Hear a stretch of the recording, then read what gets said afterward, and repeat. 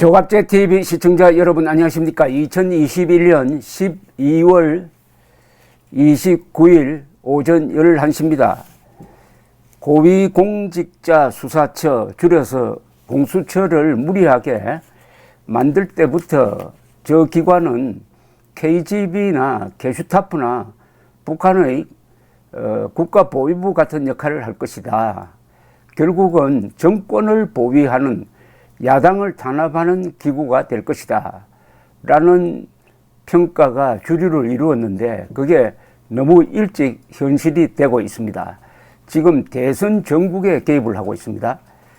만약 정권이 바뀌면 어떻게 할지 참 이 하루 앞을 내다보지 못하는 이런 괴물이 되고 말았습니다. 더구나 이 기관은 헌법에 명문 규정이 없습니다. 헌법에 없는 기관이 다른 수사기관을 지휘하는 일종의 최상급 수사기관 역할을 한다는 것은 완전히 위헌적인 것입니다. 이건 지금 자행되고 있는 이 자체가 헌법 위반입니다. 헌법 위반으로 다른 사람을 구속한다든지 수사하는 것은 그 자체가 국가 반역입니다. 국기문란입니다. 자, 이런 가운데서 이제 야당 의원, 언론인 가족, 민간인에까지 통신 조회를 했다는 사실이 밝혀지면서 이게 대선 전국에 큰 쟁점으로 떠오르고 있습니다. 이런 문제에 대해서는 역시 검찰총장을 지낸 윤석열 후보의 이 주장이 아주 핵심을 찌릅니다. 오늘 또 페이스북에 게슈타포나 할 일을 하는 공수처라는 제목의 글을 올렸습니다. 수사 대상으로 전략한 공수처라는 거죠. 다가오는 대선에서 반드시 정권을 교체해야 하는 이유가 하나하나 늘어갑니다. 1등 공신은 공수처입니다. 요즘 공수처를 보면 정권을 바꾸지 않으면 도저히 안 되겠다는 생각을 하게 됩니다. 야당 정치인, 언론인에 이어서 민간인에 대한 불법 사찰까지 매일 새로운 정황이 드러나고 있습니다. 공수처가 뭔가 큰 착각을 하고 있는지도 모르겠습니다. 고위공직자를 대상으로 한 수사기관을 만들어 놨더니 하라는 일은 안 하고 권위주의 정권 시절 정보기관의 국내 파트 역할을 하고 있습니다. 게슈타포나 할 일을 하고 있습니다. 국회의원도 아니고 공수처의 수사 대상도 아닌 야당 대선 후보의 대변인 통신자료는 왜 조회했습니까? 이거 야당 대선 후보마저 사찰한 거 아닙니까? 야당 국회의원들 통신자료는 왜 또 그렇게 많이 들여다봤습니까? 공수처는 무슨 짓을 했는지 국민 앞에 고백해야 합니다. 그리고 자신들에 대한 수사를 자청해야 합니다. 그토록 공수처를 만들어야 한다고 외쳤던 문재인 대통령 그리고 민주당 왜 아무런 말이 없습니까? 과거에는 정보기관의 통신자료 조회를 맹렬하게 비난하던 사람들이 왜 공수처에 대해서는 침묵합니까? 이재명 후보도 마찬가지입니다. 과거 자신이 비슷한 일을 겪었을 때는 국정원의 조작 사찰은 낯설지 않다며 반발하더니 왜 이번에는 아무 말이 없습니까? 저는 공수처의 사찰을 결코 용납할 수 없습니다. 불법 사찰은 국민과 민주주의를 위협하는 암적 요소이기 때문입니다. 지금까지 드러난 것만으로도 공수처는 이미 수사 대상으로 전락했습니다. 제가 대통령이 되면은 공수처의 불법 행위에 책임 있는 자들에 대해서 반드시 책임을 묻겠습니다. 어제 오후 3시 기준으로 국민의힘 국회의원 105명 중 60명을 대상으로 통신자료 조회를 벌린 사실이 확인됐다는 게 국민의힘 측의 주장입니다. 공수처는 김기현 원내대표와 김도읍 정책위 의장의 통신자료도 조회한 것으로 파악이 됐다고 합니다. 김기현 원내대표는 어제 기자들에게 공수처에 대한 엄정한 수사가 빨리 이루어져야 한다. 빨리 수사해서 공수처장을 구속해야 한다. 여운국 차장도 마찬가지다 라고 했고요.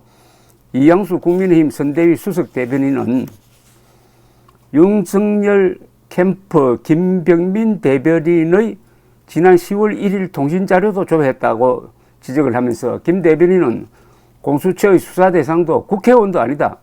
명백한 야당 대선 후보 사찰이라고 했습니다. 이양수 대변인은 공수처가 고발사주 의혹을 취재하지 않는 야당 출입 기자나 법원 출입 기자는 물론 윤석열 후보 전담 기자까지 언론 사찰을 자행해 왔음이 밝혀진 지 오래다. 공수처가 아니라 윤수처이자 여권의 정권 보위대임을 스스로 증명하고 있는 것이다. 21세기 자유민주주의 국가에서 상상조차 할 수 없는 공수처의 반민주적이자 독재적인 대선 후보 사찰에 깊이 유감을 표한다. 대선 후보 사찰이라고 그랬습니다. 그러니까 윤석열 후보를 사찰했다는 이야기입니다. 그 핵심적인 이유는 윤석열 캠프 김병민 대변인의 통신 자료를 조회한 것인데, 이 김병민은 국회의원이 아니라는 거죠. 국회의원이 아니면 공수처의 수사 대상이 아닙니다. 민간인은 수사 대상이 아니란 뜻입니다. 이 사찰이라고 하면은 이 문재인 정권이 아주 잘 써먹었던 겁니다. 심지어 2018년 7월 27일 정군 지휘관 회의에서 문재인 대통령이 이런 지시를 했습니다. 기무사의 세월호 유족 사찰은 구시대적이고 불법 행위다. 엄정 수사해야 한다는 취지의 지시를 하니까 수사기관이 달려 들어가서 기무사를 조사를 하고 수사를 했는데 결론은 어떻게 나왔느냐. 불법 사찰 없었다. 왜냐? 세월호 유족들을 도와주기 위해서 또 세월호 구조에 참여한 국가기관들의 동향을 파악을 해서 구조 작업이 잘 되도록 하기 위한 정보 수집은 있었다. 그러나 불법적 정보 수집 없었다. 즉 불법 감청, 불법 통신 조회 또는 불법 미행은 없었다라고 결론을 딱 내리고 말았습니다. 그러나 이 수사 과정에서 당시 기무사 사령관이던 이재수 예비역 육군 중장이 구속영장이 청구되었는데 판사가 영장을 기각했습니다. 그 사흘 뒤에 극단적 선택을 했습니다. 아주 깔끔한 유서를 남겨놓고 우리가 좋은 일을 한다고 했는데 이게 몇 년이 지나서 우리를 이렇게 얽어매는 거 너무 억울하다. 그게 바로 사찰로 시작된 겁니다. 지금 이루어지고 있는 이 정도 규모의 사찰 같으면은 과거에 만약 보수 정권이 이런 일을 했으면 정권 무너집니다. 더구나 대선 후보 측을 겨냥한 사찰은 이 자체가 부정선거입니다. 이걸 지금 이렇게 무리를 해도 정권 유지에 자신이 있다? 그렇다면은 다른 부정선거를 할 방도를 몇 가지 더 가지고 있다는 이야기인데, 글쎄요. 정부의 정책이 있으면은 국민들에게도 대책이 있습니다. 국민들의 대책은 분노하는 겁니다. 요새 부인이 사과한 다음에 윤석열 후보가 화를 많이 내는데 이거 좋은 전략입니다. 윤석열 후보가 화를 내야 국민이 화를 낼 수 있고 내년 3월 9일을 분노 투표로 연결시킬 수가 있는 거죠. 3.15 부정선거, 1960년 3.15 부정선거에 대해서 지금 공수처장이나 검찰총장이나 법무장관이나 이런 사람들이 밑줄 치고 읽어야 할 대목이 있습니다. 그때 부정선거를 총지휘했다고 해가지고 내무장관을 했던 최인규 씨가 5.16이 난 이후에 사형 집행되었습니다. 그런데 최인규 씨는 사람을 죽이지 않았어요. 사람을 죽이지 않고 사형 집행되는 경우는 한국의 경우에는 사상범, 간첩을 했다든지 그런 경우 이외에는 이게 처음이었습니다. 왜냐? 국기문란이라는 거죠. 선거 부정은 민주주의 국가에서 있을 수 있는 가장 큰 범죄입니다.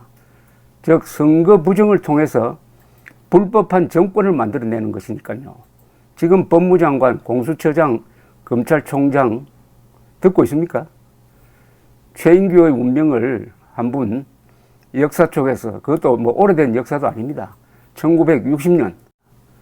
역사는 거울입니다. 감사합니다.